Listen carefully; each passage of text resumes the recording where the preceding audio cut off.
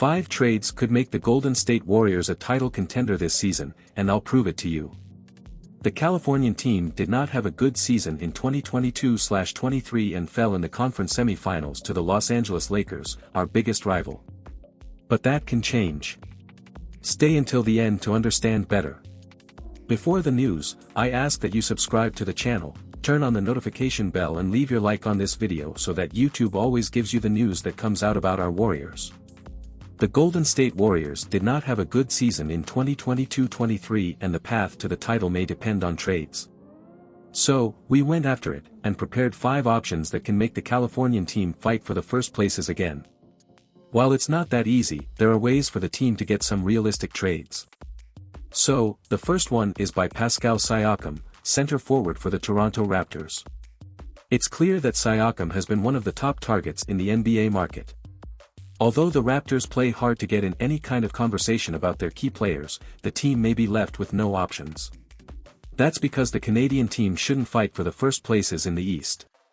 In fact, it will be a test season. Among them, Scottie Barnes is expected to play as the main point guard. Your rivals won't ease up just because of that. If the defeats start to come in abundance, the trend is that Toronto will be even more the subject of rumors. So, the idea would be for the Golden State Warriors to start their trades right here. If there's a team that can come to absolutely nothing, it's the Raptors. And not to be just our idea, we're going to use that of journalist Zach Buckley, from Bleacher Report. He suggested sending guard Chris Paul, forward Jonathan Kuminga, rookie Brandon Podziemski in the 2028 first-round pick with protection in the top 7. On the other hand, Siakam would come to Warriors. But the truth is, Paul on the Warriors raises more questions than solutions. But do you think he would be a good backup? The second trade would be Rudy Gobert from the Minnesota Timberwolves. Let's follow the same idea as Zach Buckley and think about more trades for pivots for the Golden State Warriors. So, who's been left over lately is Rudy Gobert, at the Minnesota Timberwolves. He is one of the best defenders in the NBA, exceptional rim protector, but it didn't work for the Timberwolves. But not because its quality is below what was expected. Is that the scheme did not work with 2 pivots. For things to happen, you need 2 who know how to defend. Just look at the Boston Celtics, Robert Williams and Al Horford, and Cleveland Cavaliers, Jarrett Allen and Evan Mobley, for example. In Minnesota it didn't work out because Karl Anthony Towns has allergies when he needs to tag someone. Or something like that. So here it is simple. Gobert goes to the Warriors for Chris Paul, Jonathan Kuminga, Brandon Podziemski and Tracy Jackson-Davis. The Timberwolves would be left with 2 veteran point guards, but they would be guys who would complete each other. At worst, Minnesota could still trade Mike Conley, as his contract is expiring and much easier to trade at the trade deadline. The third trade would be player Miles Turner, from the Indiana Pacers. Why not? Everyone wants Miles Turner, but the trade never happens. So, the idea here is a little different from the previous one. The trade would have to be threefold, as the Indiana Pacers have Tyrese Halliburton and Chris Paul makes no sense there. In this case, we chose the Chicago Bulls to host Paul. And doesn't it make sense? For a team that mourns the pain of losing Lonzo Ball for another season, the veteran would fit like a glove there. But how would it be?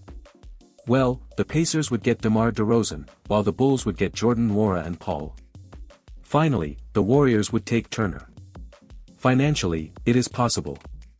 While any talks involving Chris Paul would have to wait until September 4th, everything would work out. Let's go to the fourth exchange.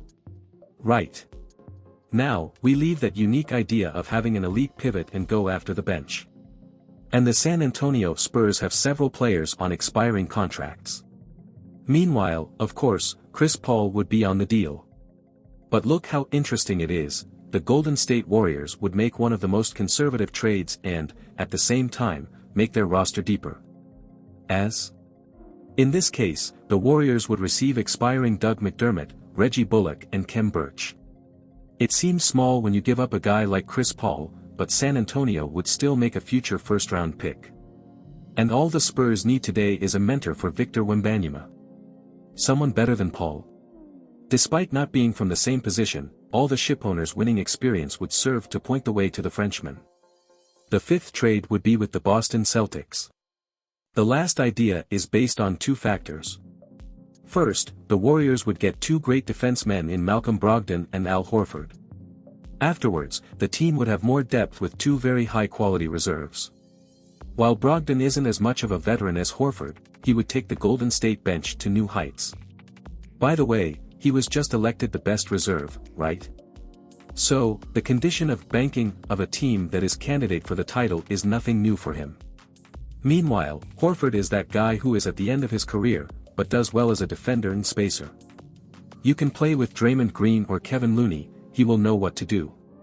And he still knows how to pass the ball, right? On the other hand, the Celtics would further expand their contender status. With Chris Paul to show Jason Tatum and, especially, Jaylen Brown, the situation would be different. Paul is a guy who doesn't make mistakes offensively, while Tatum and Brown made more than 7 combined in the series against the Miami Heat. A truck of failures. With the ball more in the hands of the point guard, the chances of making a mistake are much smaller. And he wouldn't even need to stay on the court that long, as the Celtics would still have Derek White to be his backup and also play alongside him. Of course, in doing so, the Celtics would have little margin for error, but nothing like bringing in some free agents that are still on the market to complete the roster. So fan, which of these exchanges do you find interesting? Tell me in the comments your opinion, and until the next news.